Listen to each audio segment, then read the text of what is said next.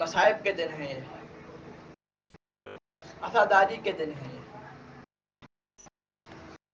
یہ دن وہ ہیں کہ جن دنوں میں نبی کی بیٹی فاطمہ زہرا ہمارے اذاخانوں میں آتی۔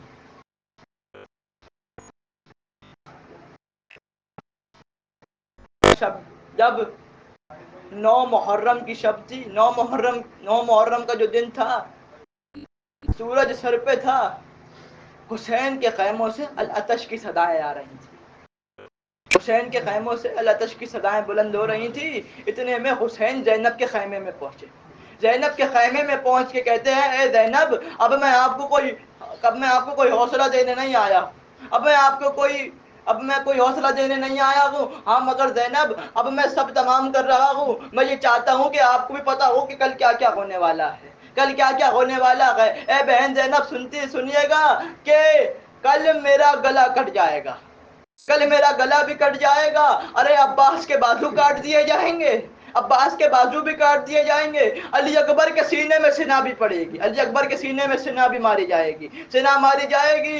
اے بہن زینب قاسم کے ٹکڑے بھی کیے جائیں گے، ارے یہاں تک کہ آپ کے بیٹوں آپ کے محمد کو بھی قربان کر دیا جائے گا، اور پھر آخر میں علی اصغر کو لے کے جاؤں گا پانی مانگنے کے لیے، اور پھر وہ امام علی اصغر کو بھی قربان کر دیں گے۔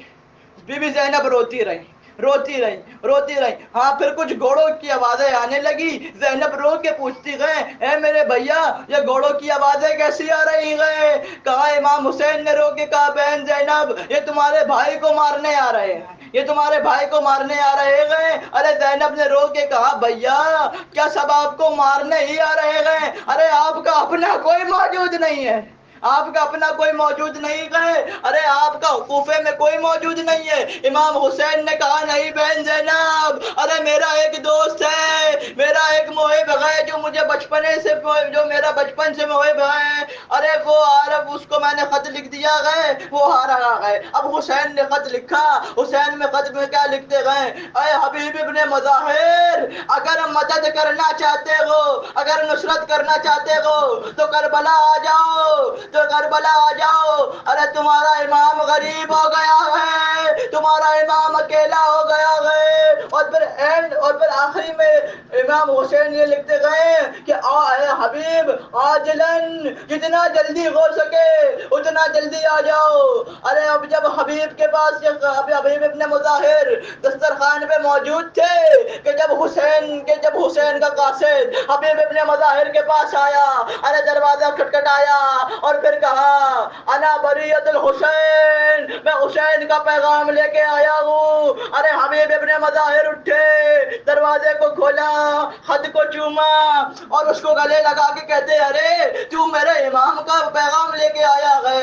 ارے امام کا پیغام کھولا، جب جیسے ہی پیغام کو کھولا تو کیا دیکھتے گئے؟ ارے امام نے لکھا اے حبیب ابن مظاہر میں اکیلا ہو گیا ہوں، ہم اگر نصرت کرنا چاہتے ہو تو جلدی کربلا آ جاؤ، ارے تمہارا امام اکیلا رہ گیا ہے، تمہارا امام تنہا ہو گیا ہے۔ ہاں بس حبیب ابن مظاہر نے خط پڑھا، بہت مومنہ تھی حبیب ابن مظاہر کی زوجہ، ارے قریب آ کے کہتے ہیں حبیب کس کا خط آیا ہے؟ کیا لکھا ہے زہرا کلال نے؟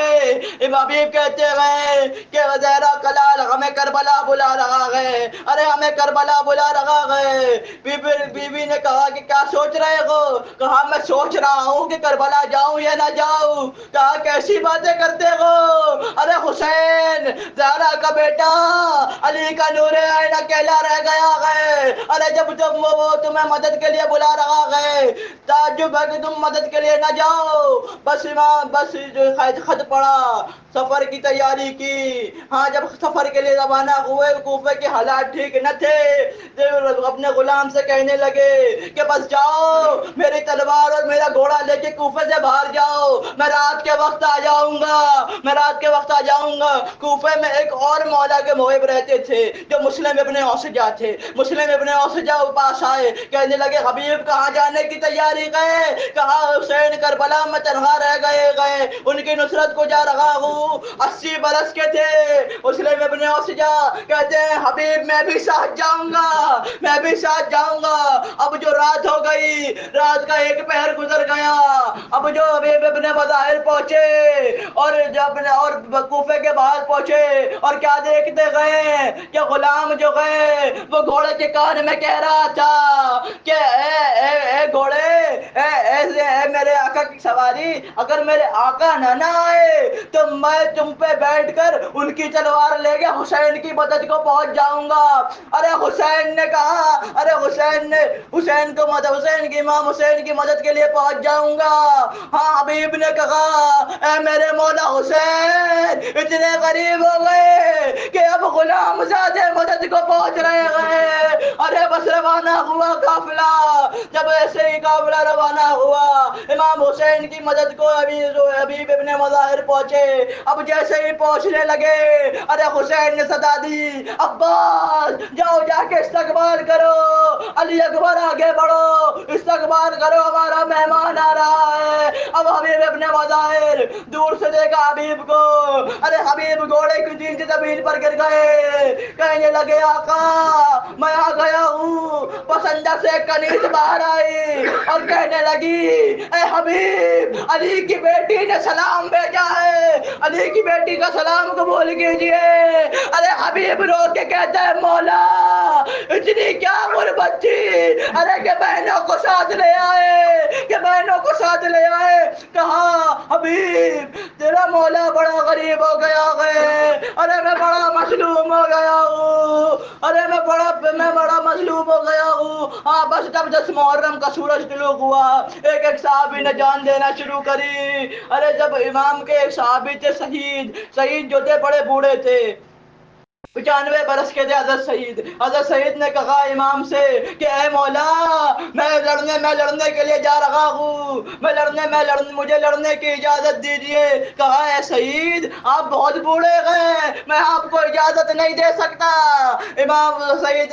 حضرت سعید نے کیا کیا کہ ایک پٹکا باندھ لیا, اپنی کمر جھکی ہوئی تھی, پٹکا باندھ کے کمر سیدھی کری, ایک رومال اپنی آنکھوں پہ باندھا, بہو کو سیدھا کیا. کہا آقا میں کمزور نہیں ہوں, مجھے لڑنے کی اجازت دیجئے. کہا نہیں, بس آپ جب میں نماز پڑھوں گا نا تو میرے آگے کھڑے ہو جائیے گا, اور بس مجھے تیر نہ لگنے پائے. ارے وہ آگے کھڑے ہو گئے. زہرا کلال نماز پڑھ رہا تھا, یا حسین پہ حملہ ہوا. ارے حضرت سعید آگے کھڑے ہوئے گئے, ہر تیر اپنے سینے پہ لیتے گئے. ارے کبھی پیٹ پہ تیر لگا, ارے ایک تیر گلے میں جا لگا.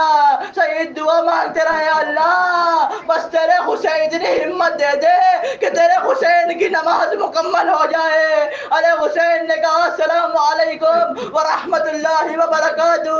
جیسے ہی نماز مکمل ہوئی حضرت سعید زمین پر گرے اور پھر حسین آگے بڑھے, حضرت سعید کو پکڑا. کہا حضرت سعید نے جملہ کہا آقا کیا آپ مجھ سے راضی ہیں؟ کہا اے سعید میں راضی.